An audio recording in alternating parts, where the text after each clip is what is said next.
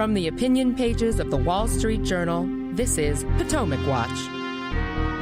Welcome, I'm Paul Gigot, the opinion editor of the Wall Street Journal, and today we have a special edition of Potomac Watch with my guest, David McCormick. He's a graduate of West Point, veteran of Desert Storm in Iraq, former CEO of the investment firm Bridgewater Associates, and most recently, a Republican Senate candidate in Pennsylvania. He's also the author of a new book, Superpower in Peril, a battle plan to renew America. Welcome, David. Nice to have you with us. Paul, thanks for having me. All right, let's talk about it in your book and politics and so on. But first, you're a veteran of Wall Street. I want you to get your take on what you think is happening here with this little financial panic we've been having, the failure of two mid-sized banks. How extensive is this problem? Well, I think the problem is quite extensive in the sense that the context for this is more than a decade of excess in spending. That was accelerated dramatically under Joe Biden with more than $10 trillion of incremental spending and 40% increase in discretionary spending, but also a decade of excess in the sense of extreme low interest rates. And that has created an environment where investors have allocated capital as if it were risk-free. And of course, it led to inflation. And so the irony is that what the catalyst for this was the Federal Reserve responding to the inflation that it created or helped create with a significant rise in interest rates, which of course had the secondary effect of creating an asset liability mismatch in many banks, but in particular in this terribly, terribly managed bank, the Silicon Valley Bank. And so this is an indicator of, I think, more challenging things to come. And it's an example of where the government's, in some ways, its response to the last crisis planted the seeds for what lies before us. Right, with a decade or more of near zero interest rates. And people said, geez, I got to go out and find yield so I can get something other than zero on my money. And then they took risks that are now coming home to roost. What do you make of the Biden administration's response guaranteeing even uninsured deposits above $250,000 at the banks and this new Fed facility? Yeah, I'd say on that a couple things. I think it's evident that in the case of Silicon Valley Bank, you had a terribly managed bank, but I think you also need to turn an eye towards the regulators. And in this case, the San Francisco Fed, which should have had a handle on this. What happened is so obvious. That was a risk. And then particularly the risk at Silicon Valley Bank was poorly managed. Their deposits were highly, highly concentrated.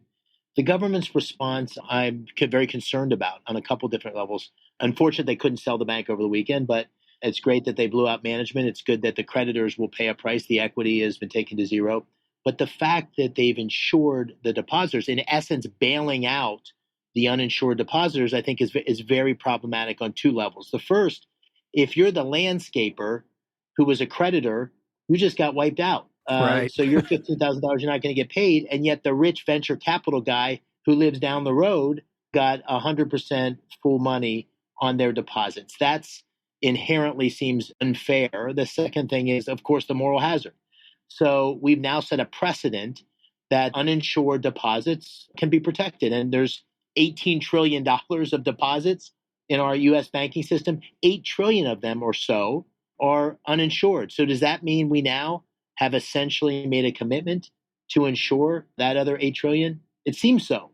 Time will tell the consequences of that, but my guess is we'll live to regret it. Yeah, that strikes me as exactly right. And live to regret it in a couple of senses. One, you talk about the potential taxpayer risk here, but also the message it sends to bankers and depositors about due diligence and risk-taking. You think you're going to get rescued, you just take more risks. That's right. And the idea of this isn't a bailout and all of that, and there's no taxpayer money, of course, is a semantic jujitsu move on behalf of Treasury Secretary Yellen, which isn't in line with reality. And certainly those venture capital investors who were lobbying all weekend, the Democrats in Washington, they feel like they got bailed out, and I think they're right. Yeah, they're right. All right, let's turn to your book, Superpower in Peril, a battle plan to renew America. So having just completed a Senate campaign, you lost narrowly 900 votes, I guess, something like that in the Republican primary. Why write a book? What's your thinking here? Well, the book came before the Senate campaign. Oh, it did. So okay. I had started the book in 2020 and sold the idea. And it was because I really did feel like the country was headed in the wrong direction. I had written a couple articles and I proposed the book to the publisher and then started writing it because I thought that we needed a plan that really addressed the underlying root causes of our decline. I thought the fact that we were in decline was evident and that the path for getting out of decline was less so. And so my thesis here was that decline's not inevitable, but neither is renewal. It depends on what we do. And this book is the What We Do book, which essentially argues for educating our people, confronting China, and securing America. And there's an agenda, a policy agenda that goes along with that. And then I decided to run for the Senate for the same motivation, because I felt like things were headed in the wrong direction. Afghanistan was the catalyst for me. So I put the book aside for a better part of a year and then came back to it after I lost the campaign. And, that was helpful because the book in a big picture way didn't change, but there's so much more richness in the book because of the people I met on the campaign trail that really reinforced the ideas that I was trying to put forward in Superpower in Peril. When you campaigned, did you find that the people you talked to, Pennsylvania, big state, a lot of variety, a lot of different people, wealthy, not wealthy, working class folks, did you find that they share your view the United States is in trouble? Yes, absolutely. I think there's a belief. In fact, polling shows that 80% of Americans think the country's headed in the wrong direction. In economic terms, historic debt levels of 31 trillion, inflation at a 40-year high, real income basically flat for many Americans for the last 2 decades, but also in a national security sense. I think there's a growing recognition we're being challenged by China for global leadership, and it's a techno-authoritarian state, which is going to be a real challenge for us to overcome. I think it's very doable, but we're going to need to do that. And then I think there's also a recognition that people have trouble describing it, but a spiritual decay. Essentially, the hijacking of our institutions by a progressive ideology, wokeness, whatever you want to call it, which is undermining some very basic concepts of what makes America exceptional. And so there's definitely that sentiment. But the thing I found on the campaign trail, Paul, which the book now conveys, hopefully even more convincingly, is that people were so angry.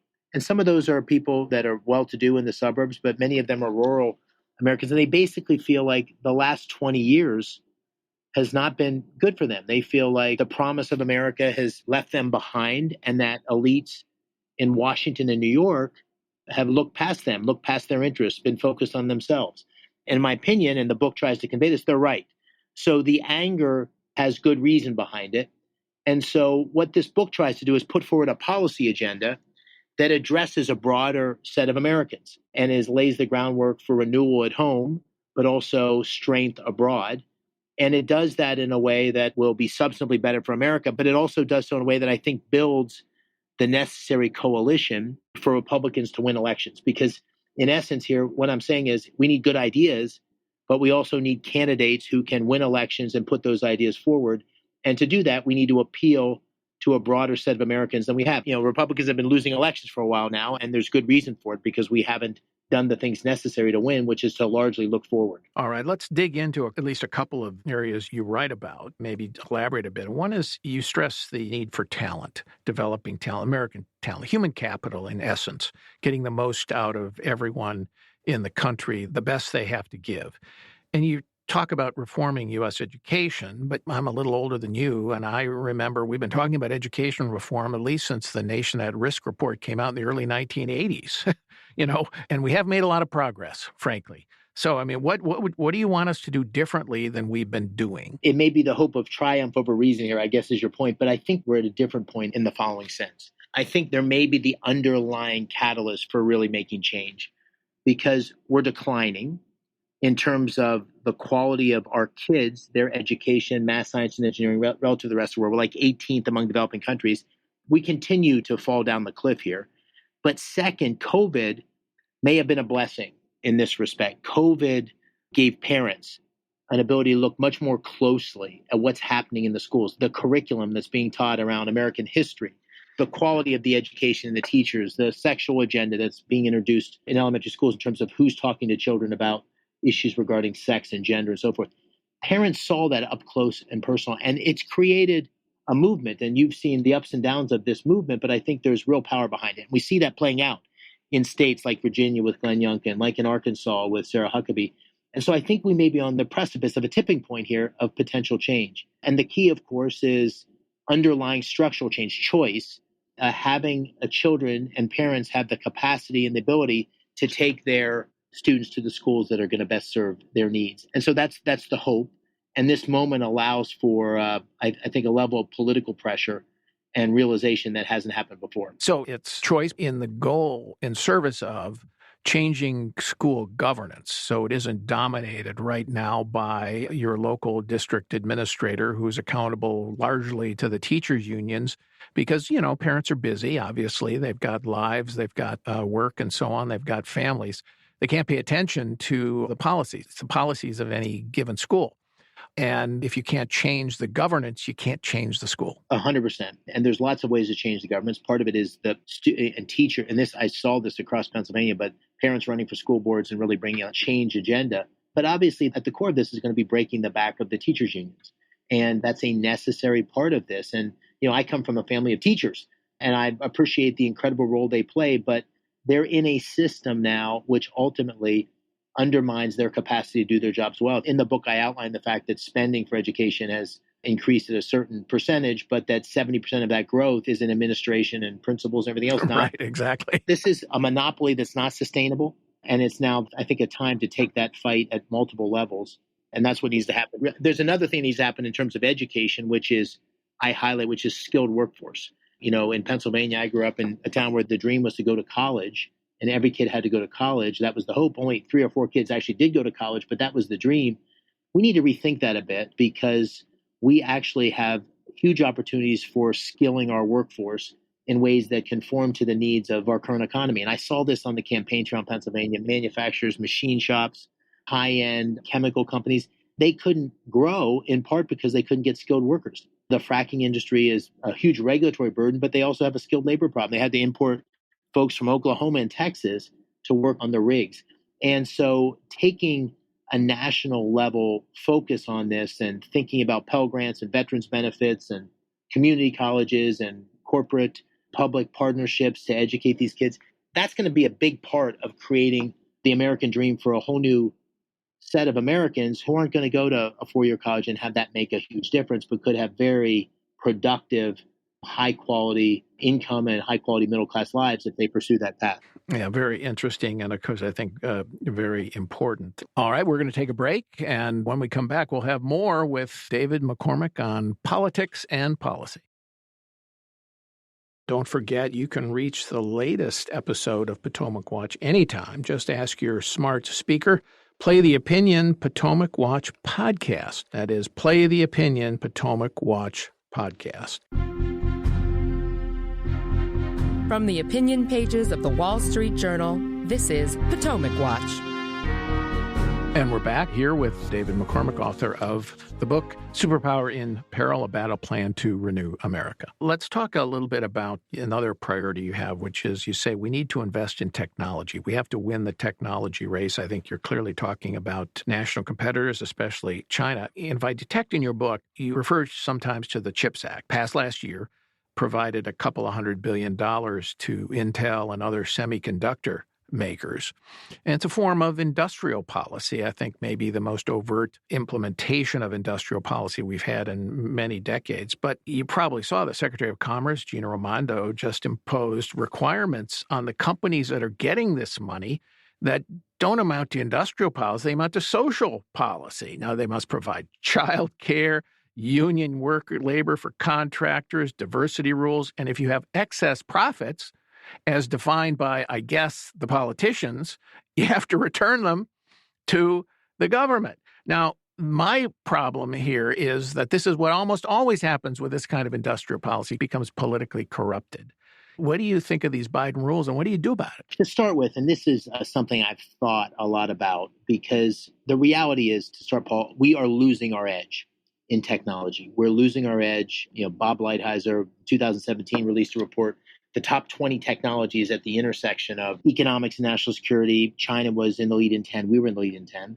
A couple of weeks ago in the Wall Street Journal, which I'm sure you saw, was the report of an Australian think tank. Right. Saw it. 44 technologies, 37 of them, China in the lead. So we are losing this battle. And two things can be true at the same time.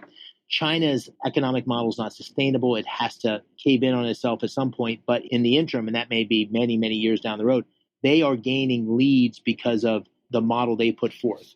And in particular, the subsidization of key technologies, artificial intelligence and microchips and so forth. So we need a national strategy to deal with that.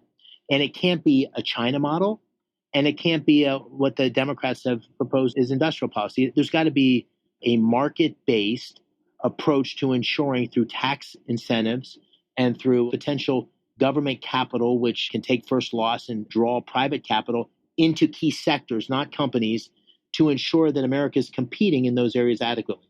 We also need to double down on basic R&D. Now, that's a controversial notion. And I take that on because the risk is what you say, which is you have industrial policy where the Democrats are making it a social experiment as opposed to driving capital through market forces into a sector that needs it. So I lay out a set of principles for how to ensure that the government's role is sort of creating guidelines to draw capital into the areas that are of greatest strategic advantage. And I wrestle with that in the book. And there's a section which you may have seen, which says, what would Milton Friedman say? And I try to take that on.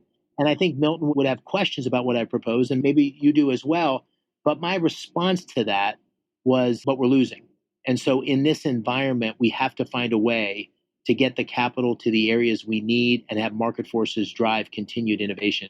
The book tries to lay out a path to do that guards against crony capitalism and guards against the government picking winners and losers in some of the many ways we've seen policy distorted in the past. Just very difficult to do is when the government strays from basic research. I think you can do basic research very well. You know, there's the DARPA unit of the Pentagon, which is just seed money for high-tech projects, and has done that very well and has had not only military uses, but also civilian commercial spinoffs of some significance. You know that some of our Energy Department labs do a lot of good work on research. The problem is when you get into this level of giving earmarks. I remember going into a Bush administration official in the White House, and they were pushing the renewable energy investment. And they said, I got a story for you, Paul.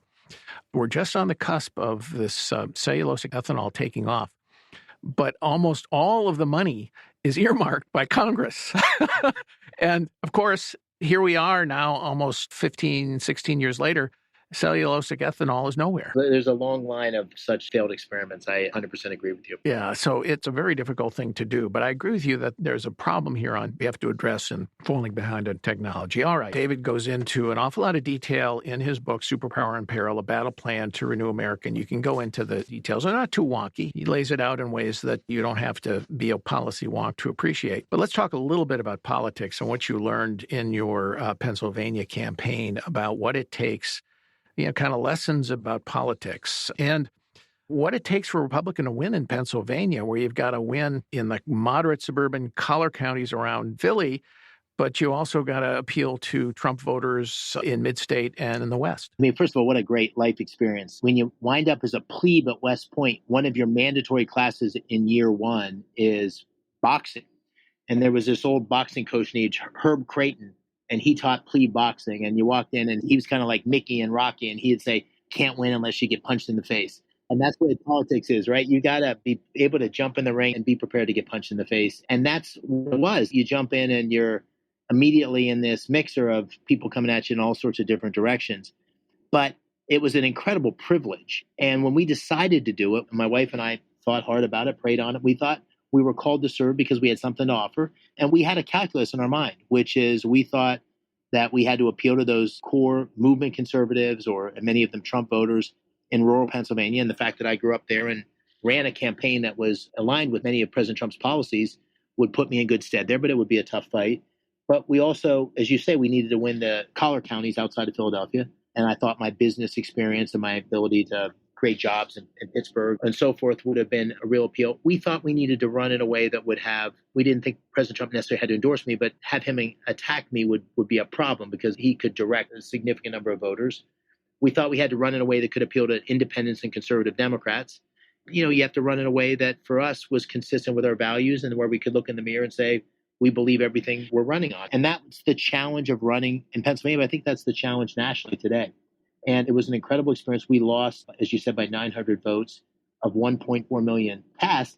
And my big takeaway is three things, which I think apply nationally, maybe four things. First, we have to fix some of the structural problems. In other words, we have to get voter registration up in key communities in Pennsylvania, and we have to fight and win the absentee ballot fight. You can't win elections if you start down 500,000 votes. On election day, On election day, right? So that's number one. Two, you got to put forward candidates that can win the primary. And this is tough because we got lots of different parts of our conservative party, our Republican Party. But the point I try to make in the book is that we agree on 80% of things. And I try to lay out an agenda, which I think most people could agree on. And we need to get behind a candidate that can win the primary and the general. I'm not speaking just of myself here. I'm speaking of more broadly. It's obviously necessary to win elections to be able to change the direction of the country. And then the third thing is we need to have an agenda. We can't look backwards. People want to know how we're going to fix inflation and fentanyl and the border crisis in China. And we need to lead with a vision. And I'm optimistic about that. The book seems very ominous because of the title and the red on the cover, but it's actually a very optimistic book because I believe this is the American story. We get to the edge of the cliff, we pull ourselves back, and we renew ourselves. And you and I have both lived through that in the past, the dark days of Jimmy Carter and the Reagan Revolution, and I think we can do that again. Fascinating. So people probably who read the book will learn as you lay out that, and I think the polls bear this out, you were on the way to winning the primary against Dr. Oz. And then Donald Trump endorsed Dr. Oz. And you tell the story of having gone down there to Mar-a-Lago to try to dissuade the president. And he basically making the argument that you could not win the election unless you said that the 2020 election had been stolen. And when you said you couldn't do that, then he endorsed Dr. Oz, and that probably was the difference. Well, certainly, when you lose by 900 votes, the fact that the former president, endorsed somebody else that attacked you didn't help. But when you lose by 900 votes, there's lots of things they could have done. So I am responsible. I own the fact I could have won this, and it was very close. But the way that whole thing went down, it was actually very interesting to experience it because when we got to election day, we were close to tied. It created an automatic recount because it was so close. And so we had 17 days of recount. And through that recount, I experienced the frustrations, the uncertainties, the lack of confidence in our voting process in Pennsylvania. And I think that's probably shared elsewhere because I got the Secretary of State, Democrat Secretary of State was telling me there were 30,000 absentee ballots. And it turned out there was less than 10,000. And there were votes that were coming out of Philadelphia that there were 200 ballots lost and they showed up. And there were missing ballots at certain precincts. So I experienced a lot of what people experience during elections and feel not so good about. And in the end, I concluded that I had lost and there was not a path to victory, and I stepped up and conceded. But it reinforced to me, even someone who didn't think there was any fraudulent behavior in my election, the challenge we have. And we got to do some basic things like voter ID to give people confidence in our electoral processes. And so I came out of it with a real personal experience of both standing strongly on my belief that 2020 wasn't stolen, but also experiencing what it's like to be in an electoral process when you're close and there's lots of things that don't feel like they're well organized and aligned. And so I have an appreciation for why some people are very upset about it. Okay, that's also fascinating. So obviously here approaching the end, but I have to ask the question, a book like this with an agenda like this suggests that there could be another campaign in your future. People are talking about the 2024 Senate race against Bob Casey. Is it true you're mulling that? Yeah, I'm certainly thinking about it. You can't quit your job and throw yourself into running for office and the belief being that the country's headed in the wrong direction. And then if you lose, say, I was, just kidding. The motivation doesn't go away. So I've got very much a motivation. I feel an obligation. There's this great William F. Buckley line, which I'm sure you know, Paul, which citizenship is both a privilege to be part of the most exceptional nation in the world, but also a responsibility. So I feel it. I've had public service all my life as a soldier and a public official. And so I'm certainly interested in trying to serve again. Whether running again for the Senate is the best way to do so, we haven't decided yet. We're thinking about that and praying about it. We figure best thing we can do now is try to get the message out, and then the answer will come to us over time. All right. That's a very cautious answer, but appropriate at this stage of the game. So I want to congratulate you again, David McCormick, on your book, Superpower in Peril, A Battle Plan to Renew America, just out and available. David is making the rounds to promote the ideas, and wish him the very best. Thank you very much for coming on to Potomac Watch. Great to talk to you. Thank you all for listening to Potomac Watch. We're here every day. Catch us tomorrow for another edition of Potomac Watch.